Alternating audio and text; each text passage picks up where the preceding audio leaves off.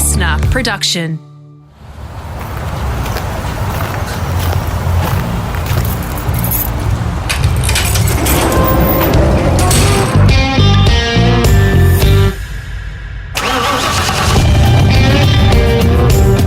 I'm automotive commentator and journalist Greg Rust, and this is Rusty's Garage. In this episode, I'm at Crown Towers in Melbourne during race week for the Australian Motorcycle Grand Prix. I love that event. The Phillip Island race is as legendary for the classic old-school style layout that is a favourite among the riders as it is for the unforgettable races won by Aussies over the years that have helped cement its place on the MotoGP calendar. Icons like Wayne Gardner, Casey Stoner and Mick Doohan. Mighty Mick overcame serious injury on the road to the top and has taken many of the tenacious attributes he became famous for on track to the boardroom and become a business success story in post-Grand Prix life.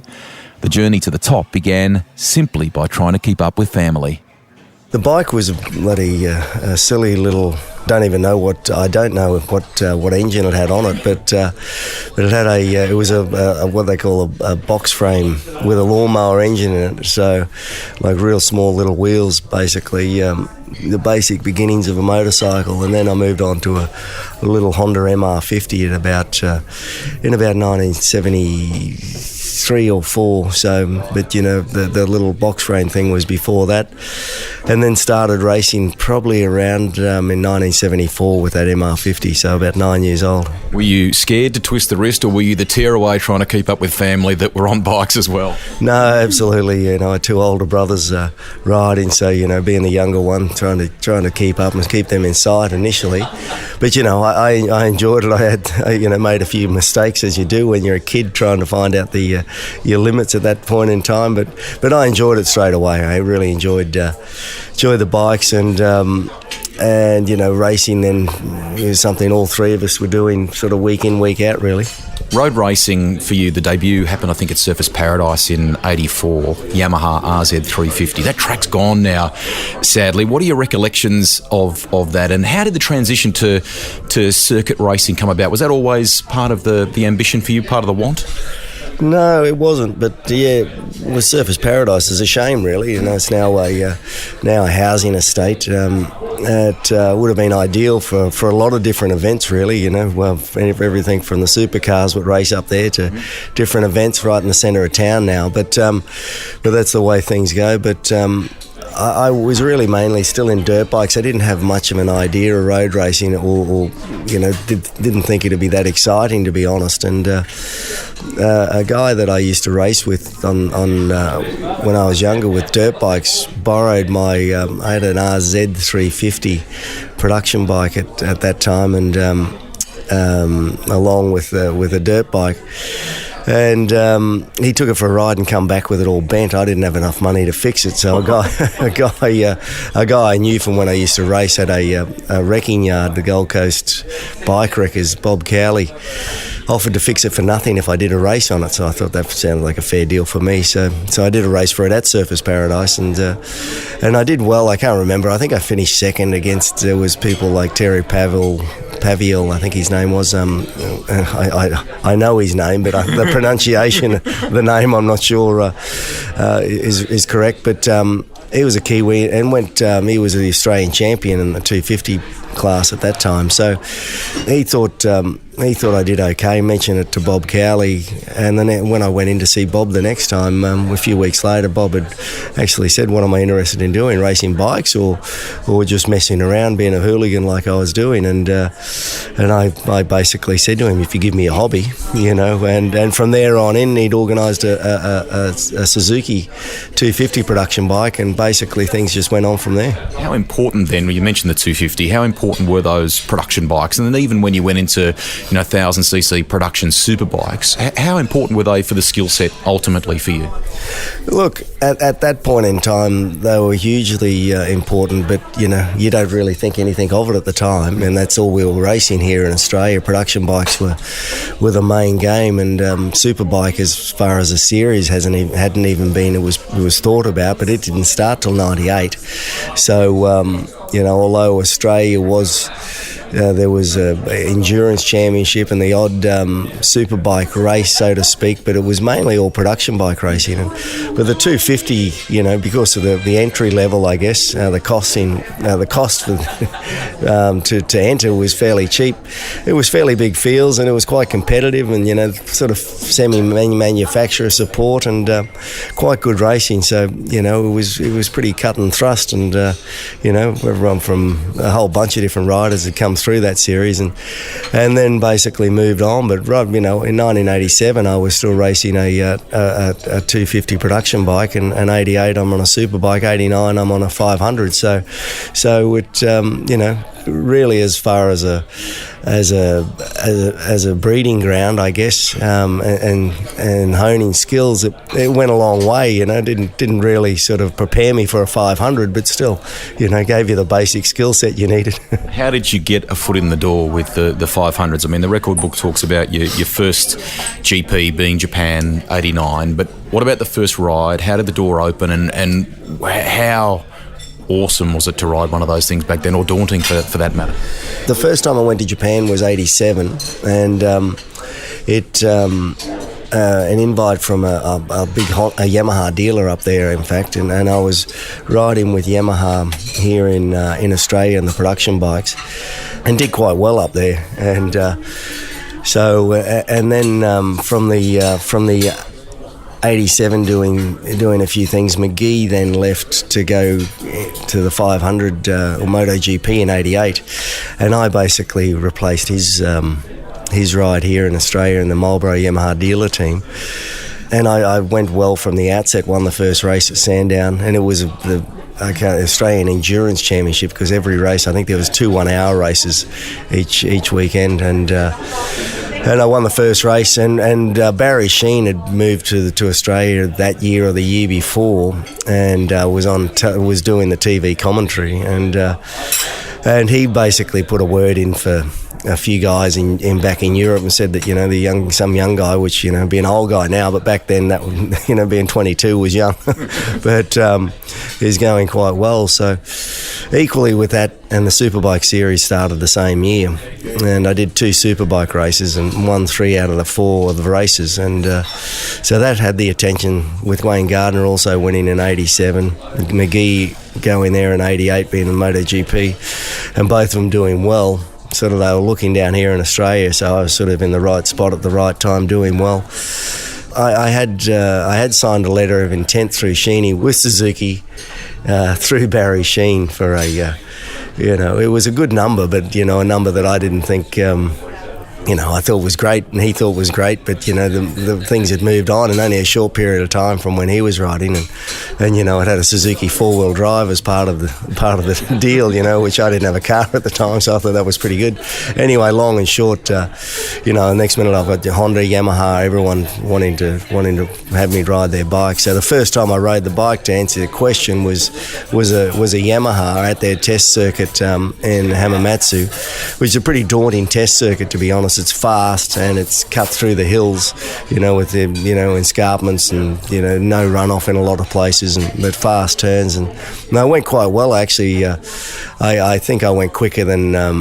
I know I went quicker than what the lap record was, but then I crashed coming out of the chicane, just with the unforgivingness of the 500. Basically, just loaded it up with too much gas before it loaded it up coming out of a turn, and just the learning things with a 250 production bike, you could just gas it up. With the 500, there was no way knowing you could do that. You had to sort of let the wheels catch up with the throttle essentially, because the acceleration was good, but if you loaded it with too much fuel, it'd want to burn that fuel, and it'd just turn the back wheel into a spinning machine. So, and you couldn't catch it, and I hadn't learnt at that point in time to use the clutch to get rid of the wheel spin, because rolling out of the throttle wouldn't work once it had a gut full of fuel. So I crashed, hurt myself fairly well, and then hobbled into Honda the next day to check out their facility at HRC, and a day or two later we're at Mount Fuji. I was racing with Yamaha.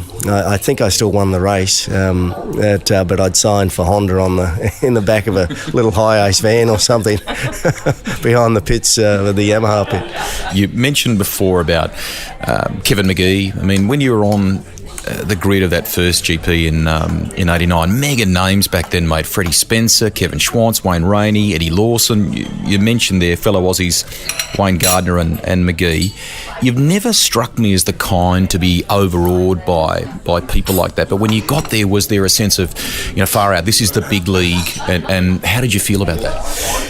Absolutely. I think I've mentioned before, I didn't really have much of an idea of road racing at all before I got into it, so I didn't really, it never excited me. I didn't think it'd be that exciting. Motocross, dirt track was all I was interested in, so I didn't really have much of a following until I started road racing myself, but didn't really understand the level that these guys were competing at. And in the national races here in Australia, I was winning relatively easy, and then I'd done Superbike and won those things relatively easily. And then I was put on a 500, which was one, as I say, it slapped me down as soon as I thought I was going well, just to wake me up, and then hop in a race with those guys. And the depth of the field, even back then, you've got everyone like myself from different nations in there racing, and with experience and things they were doing with the bikes. I was like, wow, I don't know whether I can actually do these type of things. So, they're pretty impressive. You could sort of keep them in sight for a lap or two, and then they just slowly disappear. And so it really took another level to push myself to try and to stay with them. But it was a daunting prospect, and to come back to Australia with my tail between my legs and put my hand up and just go back, well, I know I can ride a superbike. And I knew that actually when I'd test, I'd be on the 500 in '89 and then go and test for the 8 hour, and I'd be quicker than those guys on those bikes. So that really convinced me, and it drove home the fact that I can ride the bike. It's just I can't ride one of those things. So I just need to sort of focus in on the areas where I'm weak, and really that's what I did. And towards the end of '89, I felt like I was getting on top of the bike, especially after I'd lost my finger at the Suzuka 8 hour in '89, and that gave me time to reflect on what I need to be doing, how I need to prepare myself a little bit better. I came back for the race in '89, in the final race, I should say, in '89 in Brazil, and can't remember the 1, 2, 3, but it was Swans, Rainey, Lawson and myself. It could have been some other way around, but I know I didn't. I was in fourth, so and that felt, okay, well, things are starting to progress. And then the off season in testing all went my way, and the Japanese started to follow my lead with development, so that helped immensely. And from there on in, it started to really. Things started falling my way, but back in those days also there was different levels of number one bike, number two bike, and also levels in tyres. So the number one riders in each factory team would get level one tyres, and the rest of the field would have to qualify into a certain position to be able to get one of those tyres for qualifying for one session in qualifying. So things have levelled out a bit since those days, but really, it come towards the middle of 1990. The Japanese were on my side and recognised that the development direction of what I was taking the bike was the right way. And equally, again, I'd threatened to go and sign for Suzuki. I didn't actually finish off. I ended up getting out of the Suzuki LOI, saying that I had some superstition and seen myself crash and hurt myself on a Suzuki. I got out of that. So anyway, they were back wanting to sign me again for the end of 1990. But so I used that to get Honda to bump me up to level 1 equipment. And pretty much from that race on, I started winning. And so then I knew, okay, well, I can ride these things. And, I won that race in Hungary. And then the next race was here in Phillip Island. I nearly won that. And Wayne Gardner just pipped me in the end, So from there on in, things just really started heading my way. You were responsible for, a good chunk of the success story that is the NSR 500. In bike racing terms, fans, still hold that bike in really high esteem today. It changed a lot. You finessed it a lot from, I guess, the time you first started riding it to when you ended your career. But what was the early version like to ride, and how did you manhandle the thing? It was scary, to be honest. I mentioned earlier about the Yamaha, and it really had a bit of a lag in the throttle. The Honda had great carburation. It was really connected, the throttle to the rear wheel, but it didn't turn, it didn't stop, it didn't, it'd lean over but go straight ahead, so it was really weird, and it really had no feel whatsoever, whereas the Yamaha felt very similar to the other Yamaha, whether it be a factory racing 4-stroke or a production bike. It had a similar feel to it, and I think today it's very similar. You see the Yamaha's quite nimble, and they can do a lot more than some of the other bikes in turns and the way they can get back, but I think more so back then with the 2-strokes. But the Honda was just a scary piece of machinery, and every year that basically young engineers would just have a clean sheet of paper and start developing again. It was almost like they didn't have it other than the brain or the engine of the machine. The rest of it was just thrown out. And the 88 bike was the first one I'd tested, and that was had a great engine. It revved quite high, but had nothing really down low, but it just didn't turn, didn't stop, didn't do anything. So I think Gardner finished second in the championship that year, but it was pretty good to do that, I think. The 89 bike wasn't much better. I don't know where the development went on that one, but having Eddie Lawson join Honda in 89 was, I think, the best thing what could have happened for the NSR. And then myself, I think with the experience he had, the little experience I had, but both coming from Yamaha, both saying similar things of how we'd like the bike to go. That's the development for the 1990. Honda seemed to head in that direction. And as I say, at the end of 89, when we were doing a lot of development in Japan, Lawson had re-signed for Yamaha, so he'd gone. But that's when they started, the Japanese, that is, started following my lead with development, because my feedback was very similar to Eddie's, and really that was the I guess the bones of what ended up being that NSR for really the next decade. Things had changed: the steering rate, the engine heights, the rigidities, the whole bunch of different scenarios of the chassis side of things, and also the engine. But and I think Wayne Gardner, he seemed to like something that would just fall over, and maybe that was because that was what that was the way he grew up with the bike, I guess. But he'd have the engine really low, and so the thing would lean in quite easy, but it wouldn't turn with all the weight down so low. So so even there in 1990, he'd run a different chassis than myself. I'd have the engine up higher, and also the steering head up higher. He'd have everything down lower. So it'd turn from left to right easy, but it actually wouldn't turn, wouldn't for me anyway. And so, pull it up a little bit heavier to get up and over, but once it got up and over, it'd want to turn. And then slowly had to change the steering head angle to help it also turn, rather than be like a bit of a speedway bike where it's just up and down and didn't actually want to, when you'd lean it over, the wheel didn't actually want to turn in. So there was, that was swing arm pivots with the whole bunch of different sides of things, and then also the suspension, because the suspension's equally as important as the chassis. So, thankfully.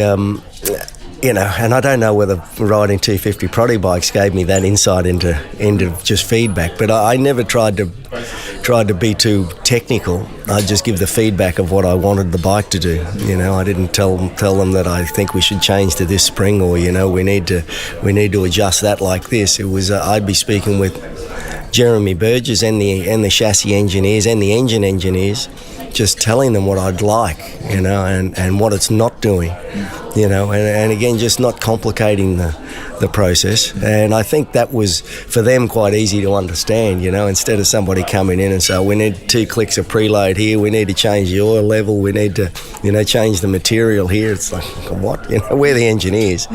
So I think just that basic understanding, and also JB then be able to dilute that down even further and give it to the engineers into something they could then digest and take back and develop. So, so the bike between there and the mid-90s developed in a much more user-friendly rider bike, which then became the NSR, which then everyone decided they need to ride, but there was still only one winning.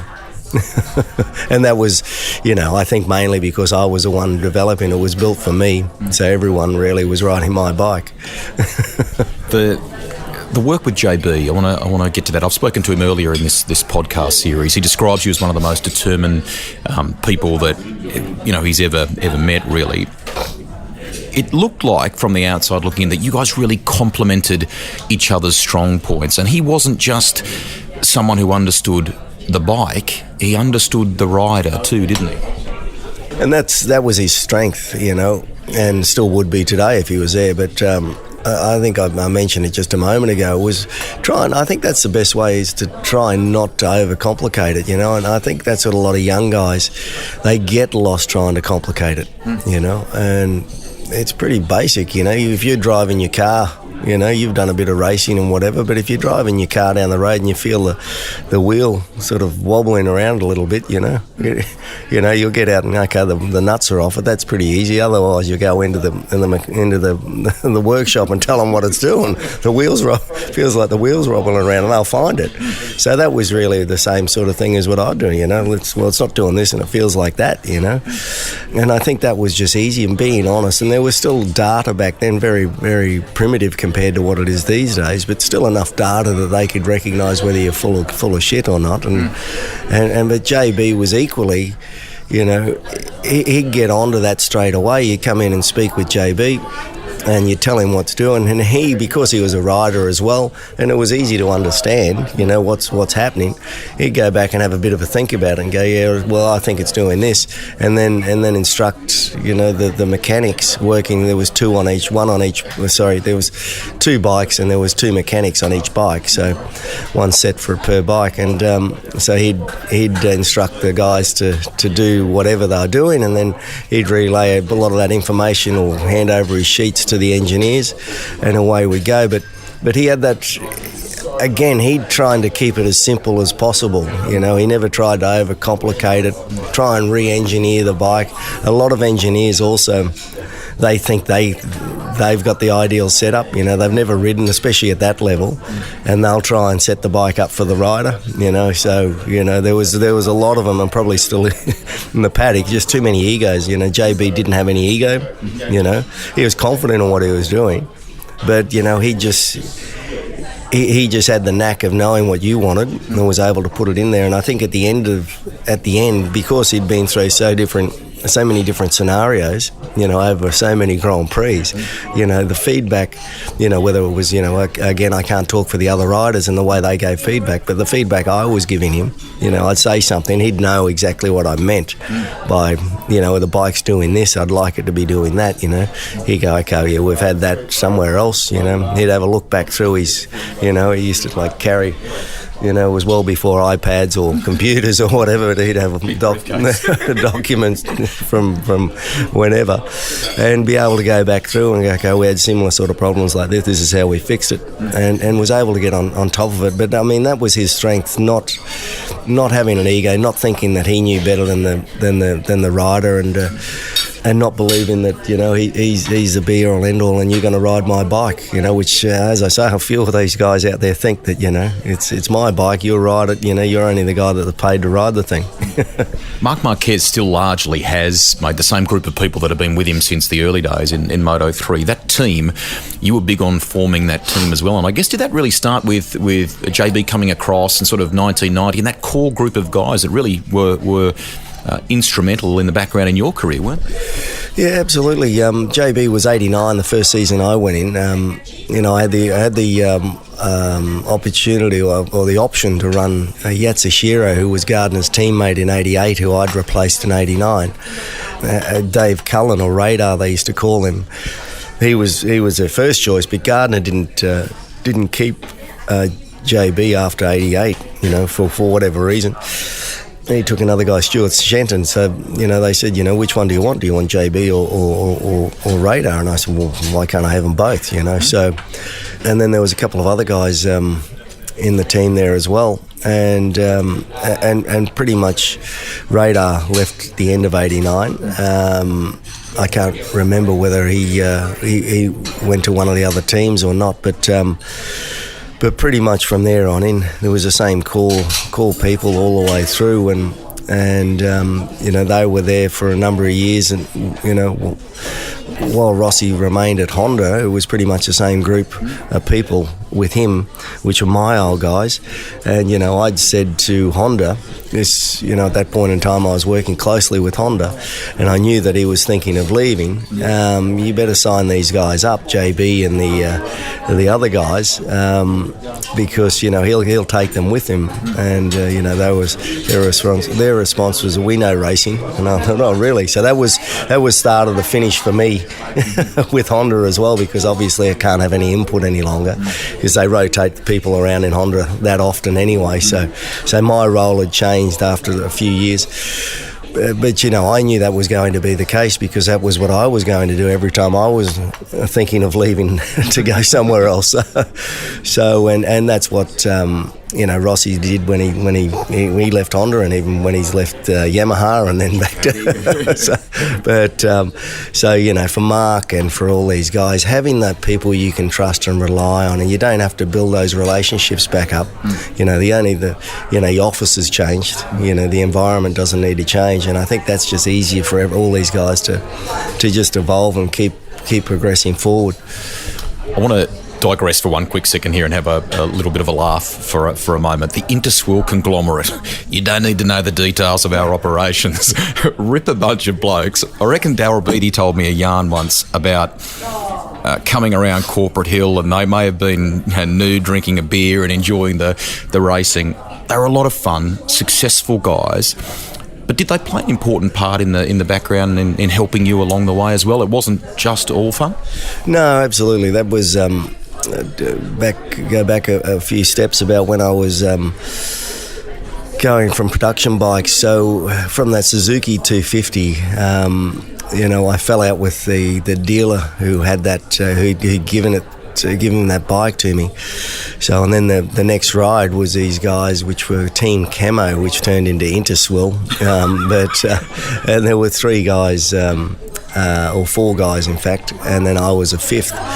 But riding Yamaha RZ 500, and so they were just a bunch of, you know, happy guys out of Brisbane really, and they were financially supporting me, which was fantastic. So, and then once I'd moved on, it was Team Camo, so camouflage well before it was in fashion, you know. we'd ride with this bike painted up in camouflage, and I'd have a camouflage suit over my leather suit, which was flapping around, and just to try and gain a bit of attention. It worked, but also winning helped. And then once I'd moved on, started racing internationally, and with both Yamaha and then Honda, basically these guys didn't mind a beer, and I was going international, so into swill become, so they didn't. Unfortunately, they didn't decide to then start backing another young guy. But they loved racing, but they didn't know anybody in racing. So Michael Dowson, who was my teammate in '88, but I didn't. This was well before that, but he'd suggested that they contact me because he thought I was a good prospect for a young guy coming through that perhaps wouldn't cost him too much money. So it was a good story. But I'm still in touch with the majority of those guys today. In '92, you're leading the series by what's now become MotoGP, the 500cc World Championship, by 60 points, more than that in fact. And you crash in practice doing some pretty serious damage to your right leg. You shared this with me recently. It came very, very close to amputation, didn't it? Yeah, absolutely. Initially I didn't know how close, in fact, but was it 24 hours? It was almost that close, wasn't it? I believe so. But the problem with the leg, I think it all happened during the surgery. But the trauma from the injury and the swelling, they didn't allow for the swelling and closed all the leg back up after inserting some plates and screws and didn't allow for some swelling, and then put it basically in a cast and then raised it up in the air, so it didn't have anywhere to swell. So essentially all the swelling then went back in and shut the veins down, so which is a known I guess byproduct of these type of injuries, lower limb injuries and maybe other limbs, I'm not sure, but compartment syndrome. So, but Dr. Costa, the one who ended up saving my leg, knew exactly what was going to happen, because he could see also through the surgery the way before they closed me back up, they hadn't done the right things in his mind. Again, I'm not a surgeon, so I don't really know and haven't really bothered to look into the exact details, but he knew that something was going fairly bad, so he kept checking on me. He got thrown out of the surgery during the actual procedure when he got concerned there, and then the next day when he come and see me, the concerns were being realised for him, what he had. Then he was kicked out when he went and tried to find some doctors to try and get them to address the situation. He was thrown out of the hospital again.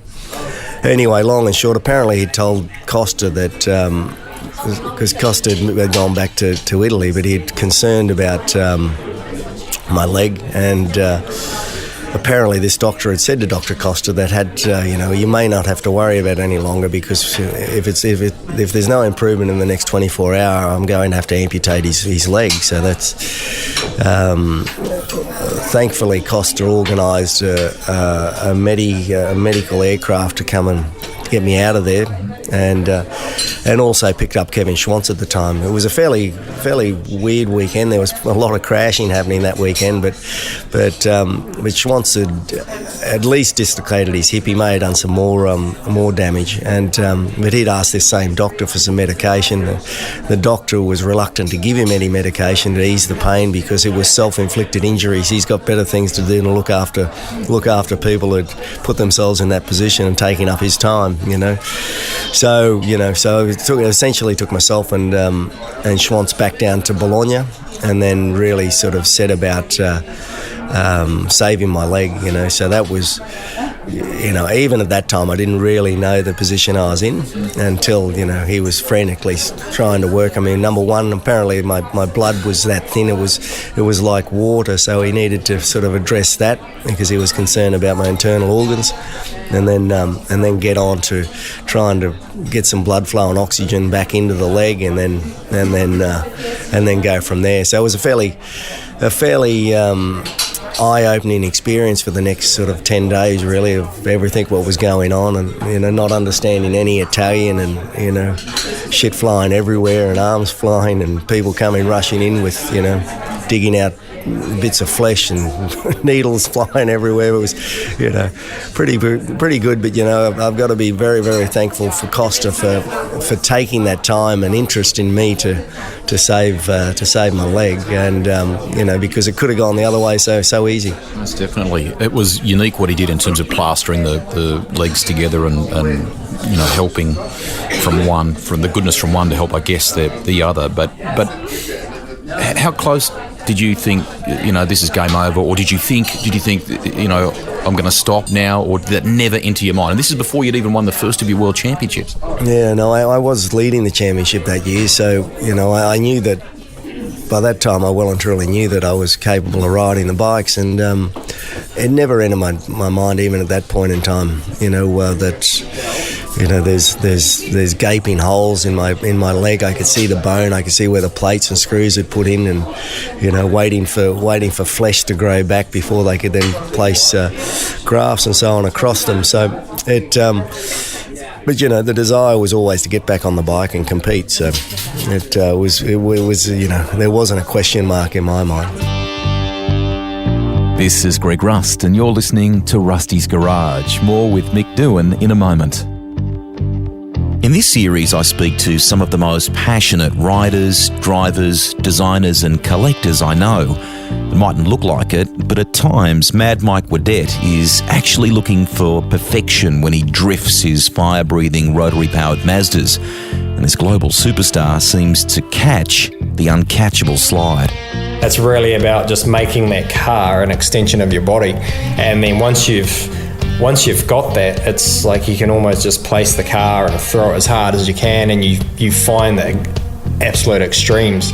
And as a driver, I think what's the scariest part is the technology is progressing faster than the drivers. Like, it's seriously scary to drive these cars these days with drifting. As much as it looks like that we want the cars to be slippery so we can slide around the track, we're actually trying to get as much grip as possible.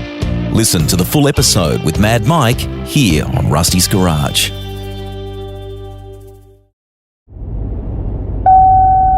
Panel vans, a hybrid between a van and a car, popular in the 1970s. Famous for its ability to easily store surfboards, camping gear, and also where most 1980s babies were made. Necessity is the mother of invention. You, the boys and you come up with a system to help, because the right ankle wasn't really then up to the rigours of braking, wasn't it? And you came up with a little hand-based system for rear braking. No, that's right.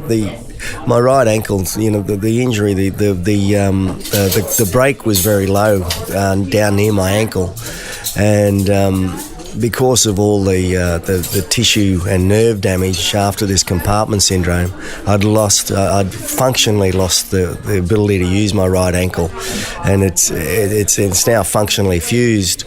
It's not physically fused, but I lost the ability to use my ankle. So the brake is situated, everybody who rides a motorcycle know, on the right foot, and especially with the two strokes, they didn't have any engine braking, and it's, a rear brake's quite important, especially in the wet, but also to balance the bike and into turns and help it turn as well. So on the first few rides back in 92, it was quite daunting, especially in the wet with only a front brake, one leg essentially, because I couldn't feel the leg, and it was only just hanging in there. Even though I had it, it wasn't much of a leg.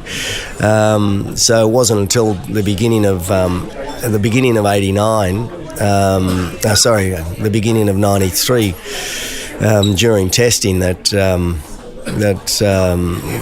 we're trying to work out where can I adapt a rear brake to try and make it work. Can I try and use a bit of a heel, something to try and work it that way, but that wasn't going to be able to work. And then started thinking about a rear brake on the handlebar. So I used like a little lever above just above the clutch. So, like I said earlier, use the clutch mainly. It's the old traction control. Now they've got all traction control, but the clutch was traction control. So you needed to have a finger on the clutch all the time. And So it's pretty hard to independently use two fingers or a brake and the clutch.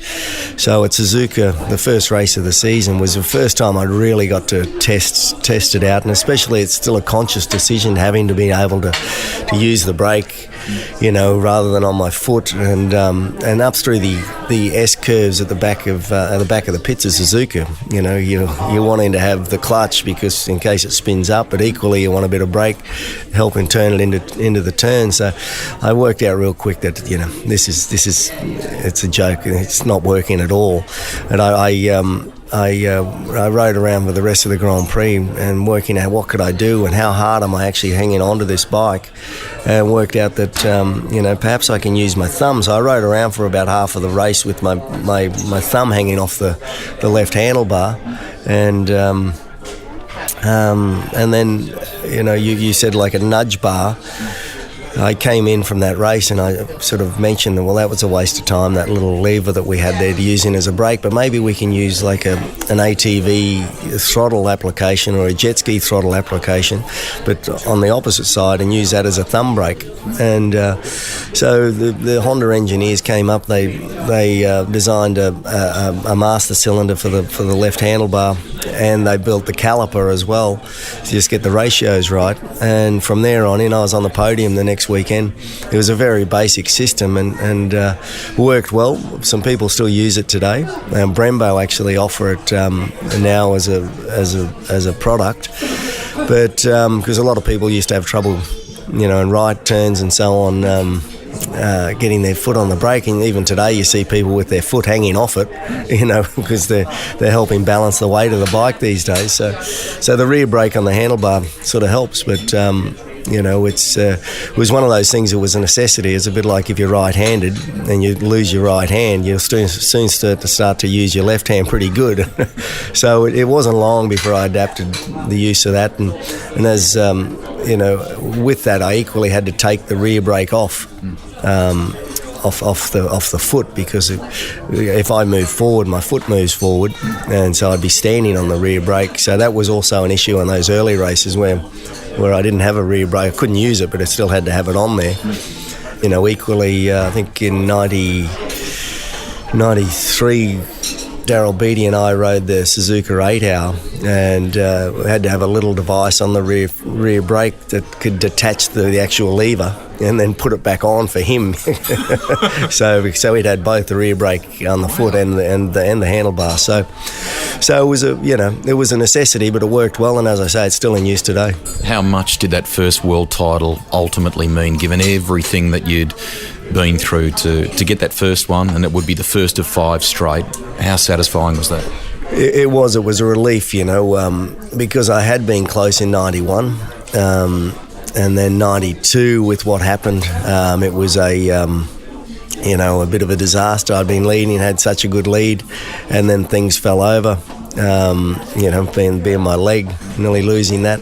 93 was a recovery year, pretty much riding the majority of the year with a broken leg, and then 94, so until it was actually secured across the line and the championship was actually in my pocket, I never really thought, that it was a done deal. So, but the relief that, I'd finally reached what I joined the MotoGP for had been achieved was great. But then the work began, because I'd always said if I'd won one, I wanted to win 2, and I wanted to win them back to back, just so there wasn't any luck involved. It's pretty hard to get lucky twice, especially in 2 years in a row. So I put myself under a bit of pressure and made quite a number of mistakes early on in 95, trying to actually do that.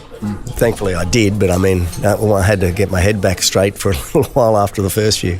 The dominance of 97 was remarkable, mate. 12 of the 15 races you win. You've kept a bike from each of the years of your world title success, which I would imagine was difficult in itself to convince the Japanese to do that.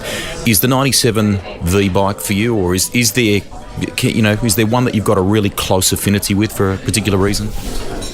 Look, 97 without a doubt, I think is just due to the fact I think it was a little bit different in the firing order than the rest of the Hondas, and that was only for mentally trying to mess with the other rider's head more than anything else. But it had good short, sharp power, so it was exciting to ride. And didn't have any power difference than the other Hondas on the grid, just the way the engine worked. But it was a good combination. It was a little bit detuned from the 96. The chassis improvements worked well. Everything worked well. I was on top of my game. So certainly 97 was the best bike that probably I'd ridden up until that time. And then 98, it went to full unleaded fuel. So it was probably the worst one. It rode well, but it just had no power compared to anything I'd ridden prior to that. You mentioned mind games there before. Is that something that came naturally to you? And it's when you look at Valentino Rossi now and the key guys, it's an important part of the success of the game, isn't it? Well, I think it is. I think in any sport it is. And, how did it come about? I'm not sure. I think the more determined you get, the more you focus in on what you're trying to achieve. You just pick up on little things. So it is, more practice, working out that you do little things that perhaps upset people, but and then you continue to play on that. And conversely, that's why I never tried to let anybody know where I was, because once you let somebody know what's upsetting you or making you happy, you've got something to work with. And so I was pretty much poker face the whole time, just so that nobody had any way of getting to me. And but equally, I'd use that to my advantage playing with them. So crash in damp conditions in 99 would ultimately bring an end to an incredible career, mate. You've got a funny story about being thrown off the bike mid-air and I think seeing a journo crash as well. Is that right? Tell us about that. Yeah, well, I didn't see him. I don't know whether I was passed out, but I certainly wasn't in a position to be able to do much or focus on too much. But no, I'm told, that while I'm going through the air, well, when I did crash, the final crash in 99 in Spain, I touched the white line with the rear wheel fairly quickly in a spot you normally you don't crash. I'd just gone between two turns, and I don't know whether it was 1, 2, 3, 4, between 4 and 5 in Jerez, and so there's no protection on the walls. But I just touched the white line before turning back to go through turn 5, I guess it is, and the back wheel hit it, and it flicked me off that quick. And normally when you crash, you're trying to save it, and then it sort of all happens. So it happens quite slow. This just flicked me that quick. It was like hitting a sheet of ice. And, I'm upside down looking down, and it's like, oh shit, I'm off this thing. That was, and then from there, I don't remember too much, to be honest. That was the last recollection I had. And then, but I landed feet first into the gravel. So that was what done some damage to my left leg. And because my right ankle doesn't move, that's really what the load got transferred through from my ankle straight through to the knee, and just overextended that and blew that apart. And then that springboarded me into the wall. And at the same time, there's a perimeter road on each side of that circuit, and apparently a journalist on a scooter was running around to either watch or take some photographs or whatever, and he's focused on me going through the air and hitting walls and rode straight into with the bike's going one way, his head's at 90-degree angle the other way, and he's gone straight into like a lamppost. Even if it was only 20k, but apparently he's done himself some good damage without a helmet on. So there's a team of guys working on him and a team of guys working on me on the other side of the fence, trackside. So but it's quite. I don't think he actually really hurt himself, but I mean it's still quite a funny story when I heard it a few weeks after. You went to, I think, San Francisco. Just explain how that injury brought an end ultimately to it, and how you felt, because you were determined to come back in 2000, and from a sport point of view, we would have ultimately loved to have seen Mick Doohan and the emerging Valentino Rossi compete against one another. That would have been huge, mate, and sadly that wasn't to be. No, that's right, but he was going to be my teammate in 2000, in a team that I was putting together with that Honda supporting it. So it would have been a satellite team with factory equipment. So then, when I wasn't able to actually compete, that's when Honda started to get a bit concerned that I was going to run a team with their equipment alongside them, a bit like Kenny Roberts was doing with Yamaha back in the day. So anyway, but how did the injury bring a stop to it? And they tried some quite revolutionary things, didn't they? That's right. So when I got to San Francisco, so I left Spain straight away to get out of there to go to the US, and I was in the Stanford area in Northern California. And the surgeons, I had some injuries, some upper limb, arm and shoulder injuries as well. So I had the doctors working there. I had doctors working on the lower limbs. Had cadaver grafts put in the left knee. And the right knee, which was the tibial plateau, was broken into 3, and just below that it was pulpitated into about 17 pieces. And they'd offered to use this bone substance, I don't know what it was called, but they'd only used it in things like the heel or some other really smaller areas, but with still a bit of load bearing, but not as much as what the knee had. And they thought it may work in there, and if I was game, they were game. So I said, why not? And unfortunately, you couldn't really see the on an X-ray. With this bone glue in there, everything just looked white like this table. So they couldn't see if it was healed or if it's healing, or it just looked really solid, and especially with the plates and screws that they had in there as well. They thought, no problem, you can start going again and start weight bearing on that leg and start training and getting yourself ready. I had intended to come back for Phillip Island the end of the year. And, things were going okay for the first few days, but then some of the screws started to break, and then the leg collapsed. So it just basically fell over. And then, so at that point in time, I knew I'd have to rebuild the leg and put this, the Ilazarov external fixator back on, which I'd had earlier in my career, to one, straighten the leg and then grow to get the length back in it. But the nice job that they'd put doing the tibial plateau, everything was now screwed up. It remains the same today, but this external fixator device put my leg back together. But with that, it was now going to be August the following year before my leg was going to be strong enough to compete. So then 2001 would be the next year I was going to be able to run for a championship. So that's when I decided that, it may be a good time to just retire now. I've had a good run. I did 10 years, 5 world titles, and it's time to just, hang up the boots, so to speak. So on reflection, it was also a good way to leave the sport because, I got, with what happened with Valentino and Honda, I got put into a position of general manager of racing for HRC and started doing a few things with Dorna, and so that gave me a focus away from just the competition. And so by the time I was, the end of 2000, I was, I could ride, but I was almost already. The mindset had shifted into working with the team and doing a few other things. So by the time I was physically capable of competing, I was over it. So, it would have been good to park the bike rather than crash it and leave the track in an ambulance. But I mean, in hindsight, it was actually probably a good way to retire, because otherwise I might still be out there racing with Rossi. We would have loved that. I know that didn't come to pass.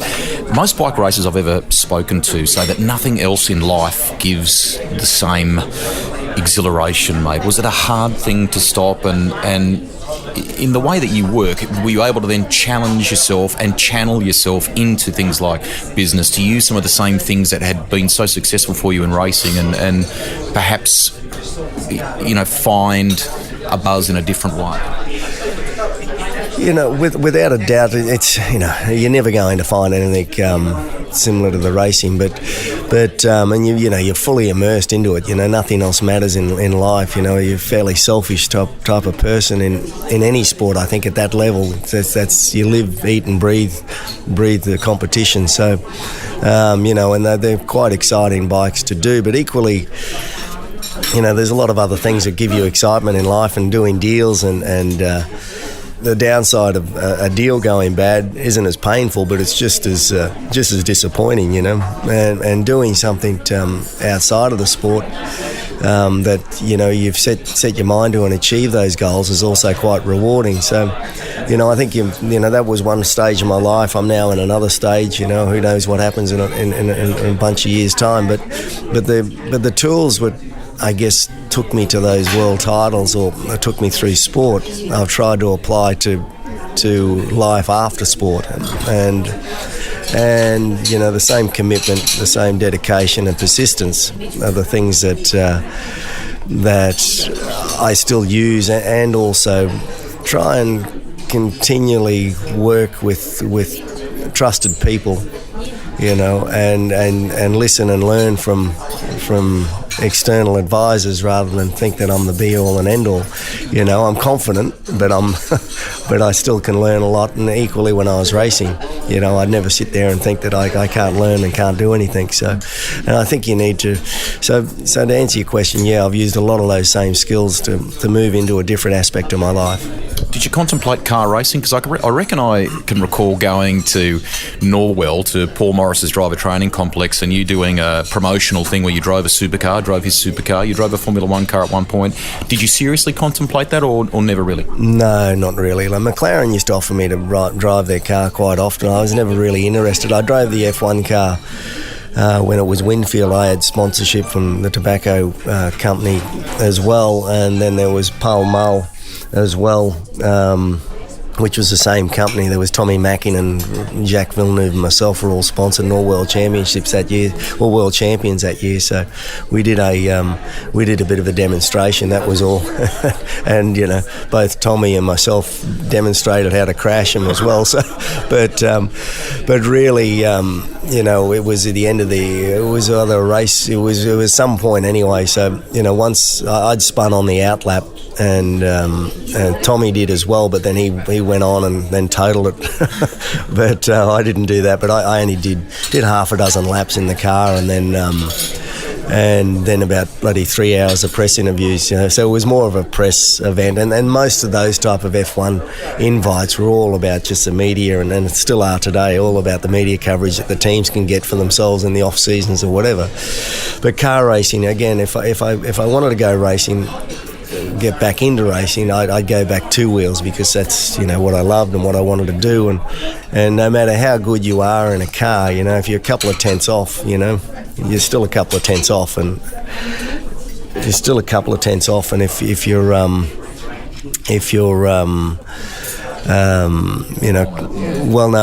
tenths over, say 30, 60 laps is a long way away. So, you're never going to pick up that racecraft. What these drivers these days have learned all the way through karting and the experience. So, why waste your time trying to, and I know losing wouldn't sit well, and frustration. So there's not too many bike guys who have transitioned to full-time car racing. Yeah, the odd race and you do okay, and the race of champions, I've done with Jamie Whincup and a few other guys, have all been good fun, and I've won a couple of races, but, good 60-second races, it's hard to get too far behind, but, or a little bit of go-karting, we've done in the past, but, so I enjoy that side of it, but, car racing's never been my thing. During your career, I've seen both sides of Mick Doohan with the press, and I've seen you mellow in later years. Did you have a tough time with them? Did you just prefer to kind of block it out and focus on the racing during the height of your career? How did you find dealing with them? Yeah. I didn't find it that enjoyable, just because of the amount of garbage that quite often they'd write. So then I got into a position where I could probably, with Honda and with the sponsors that they'd prefer that I do certain segments and others that I could avoid. So I played on that as much as possible to minimise the amount of press that I needed to do, and it wasn't. It was more certain segments of the press more so. A lot of it was all.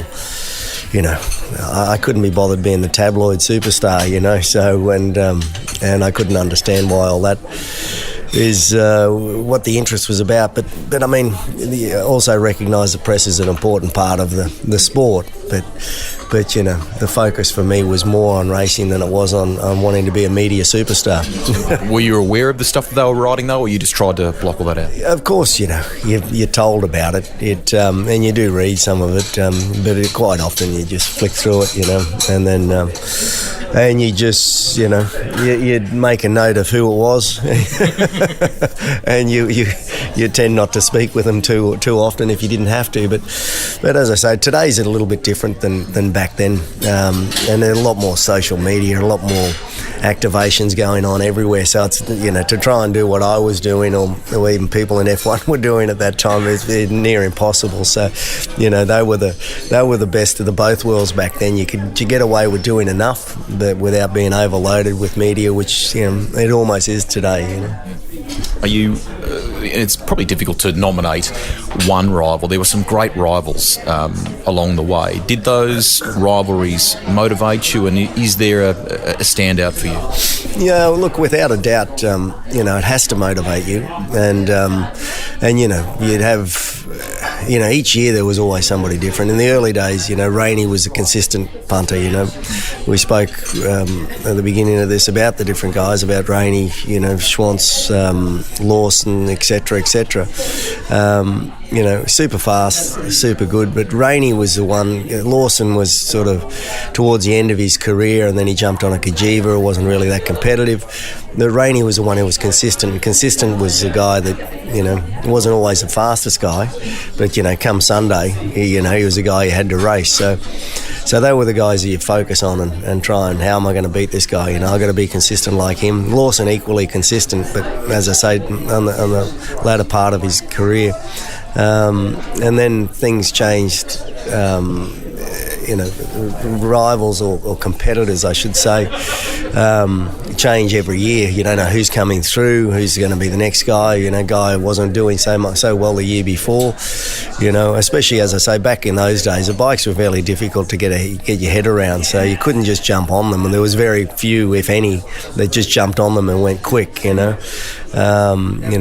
It took a while for them to get a bit tamer, that people would do that. People come through from superbikes and they'd go back to superbike after a year because they could win there and they couldn't do it, and they didn't want to hang around there any longer. People would get a guest ride, the likes of the Fogartys and other superbike riders of high note, and then they'd we don't want that, and they'd hand the bike back. So that's where I say people coming up. You never know from the year before. Some people who are sort of somebody you weren't really, didn't have them on the horizon, all of a sudden you go testing and shit, these guys are pretty quick. So, but you use that to keep pushing yourself, to want to keep improving and keeping ahead of them. So I always knew that regardless who my competitor was I was competing against at the time, I need to prepare myself as best as possible. And you keep pushing yourself higher and harder every year. So got to the point where you don't need to be competing pushing yourself that much and training that much and physically beating yourself up that much. It's to do it. But that's what the headspace you needed to be in to compete against these guys. But competitors, and talk about Beattie. Beattie is a bit of a shame that he injured himself when he got out of the sport, because without a doubt, he could have been. For me, he was the most naturally gifted guy that I'd raced against. He could have gone on and been massively successful. But unfortunately, again, we've spoken about it previously about luck. I think a bit of luck and timing and everything falls into place. But, he certainly could ride anything and could ride it well. but unfortunately just, retired maybe 26, 27, but he could have hung in there for another 10 years. Talking about Darryl Beattie there, a colleague and friend. Alex Creville's probably another one. What about when the threats from within, mate, when you've got a teammate and the rivalry's pretty intense within the garage? Yeah, it never really concerned me, from the outset, to be honest, even with, when I was very green jumping on the bike in 89 against Lawson and Gardner. I still had to beat them. So that was, again, going back and working on myself. How am I going to do this? So, again, going a little bit backstepping a bit to the old poker face, trying to get as much information out of somebody without letting them know that I'm getting a lot of information out of them, and using that to my advantage. And equally, as my career went on, and you'd have the people like the Alex Gravilles and whatever, which are utilising all my data and all my information and whatever else, trying to work that to my advantage as well, and trying to mess with them more mentally than anything else. But I never ever felt that my teammate or one of my competitors was quicker than or could beat me. Mentally, I guess gave up that belief that I was better than them. You've moved on in life terms now. The corporate jet, the corporate aviation business, I guess the love for flying kind of commenced in the latter part of your career in some respects, and it's become a big thing, mate, from charter to sales to fuel, all sorts of things, hasn't it? No, that's right. So that's one aspect of the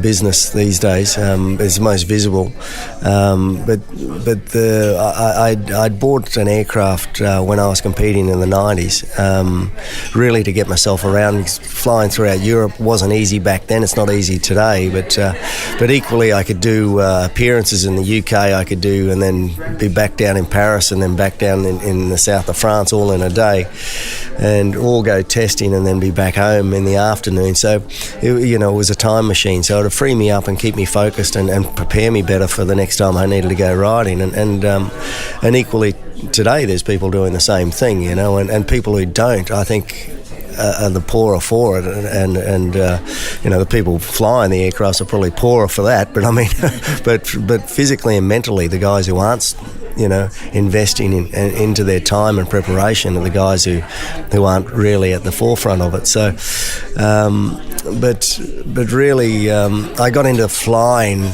once I stopped competing, and got into that side of it as a hobby more than anything. But then again, when I stopped competing, having the aircraft was great, and it was a luxury rather than a necessity. But I quite liked that luxury, but couldn't justify the costs. So that was when I set about perhaps starting very small charter group to just offset some of the costs, and from there it's just the ripple effect is growing into the property side, which FBOs or private terminals, fixed base operations, of which we have one here in Melbourne at Essendon, the business Platinum Business Aviation Centre, and one on the Gold Coast. So essentially like a marina for aircraft. So we have hangars and aprons and offer handling services, fuel services. And then Global Jet International does the charter and management and flight planning and that side of things. And then we've got the Jetcraft Corporation, which is of which I'm a partner in, and Australia, New Zealand, Papua New Guinea, the Pacific is my region. But we're arguably the largest traders and resellers of aircrafts and globally. So I was growing into quite a business with a number of staff, and of which one of them is Dick Smart, who used to work for me on and Valentino Rossi. So he's been with me for about 10 odd years in the business. So, and he looks after the charter. The charter sales side of the charter sales team. Amazing. From this incredible career that you've had, you've now spent a huge amount of time in the air following your son's career as well, and thankfully, he's gone 4 wheels instead of 2. Are you happy about that, and do you sit back and let him walk his own path, or do you try and help him through the pitfalls of motorsport? Both. At the end of the day, he's only 15 years old as well, so he does need a father as a bit of guidance, but equally he's 15 years old with that,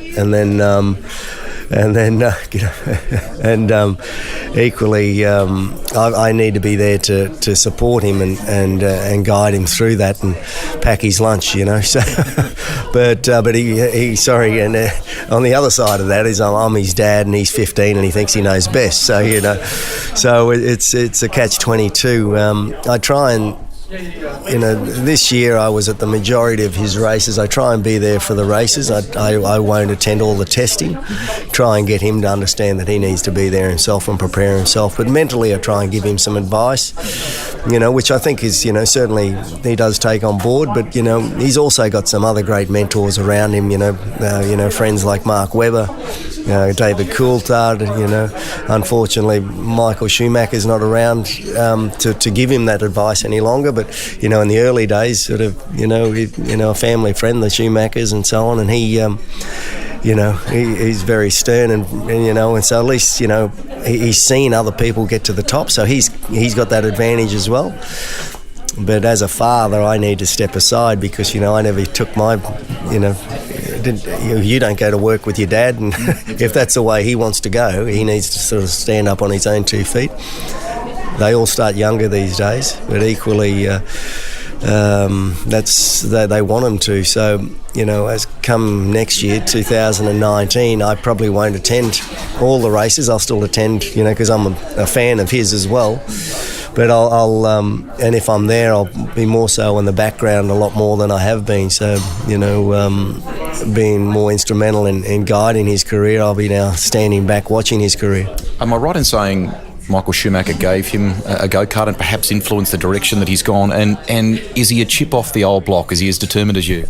He's certainly determined. When he pushes himself, he he certainly doesn't like losing, that's for sure. So, which is a good side of things. And he is. He's got that desire to want to win, which is good.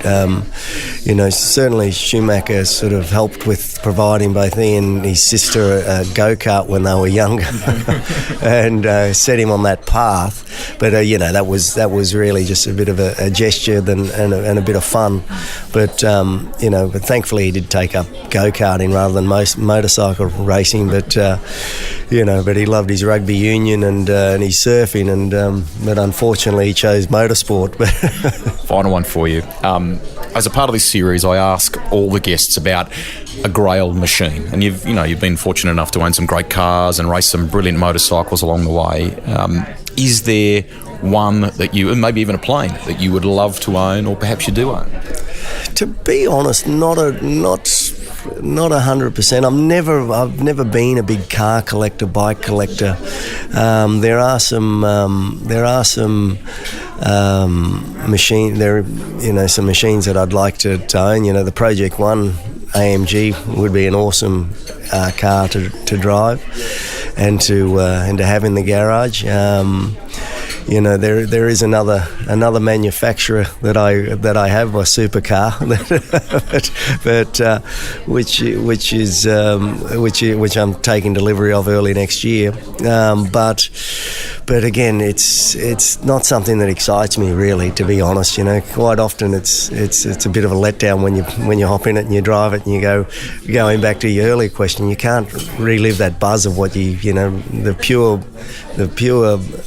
horsepower what you had when you were competing on Grand Prix motorcycle racing.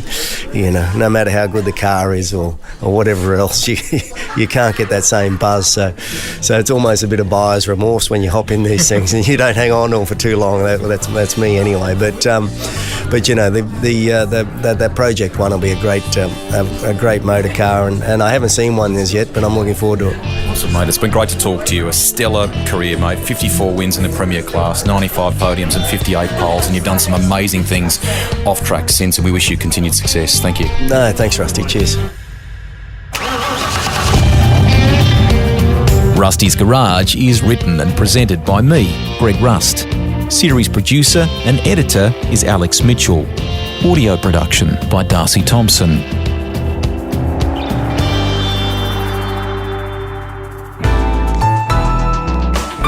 Listener.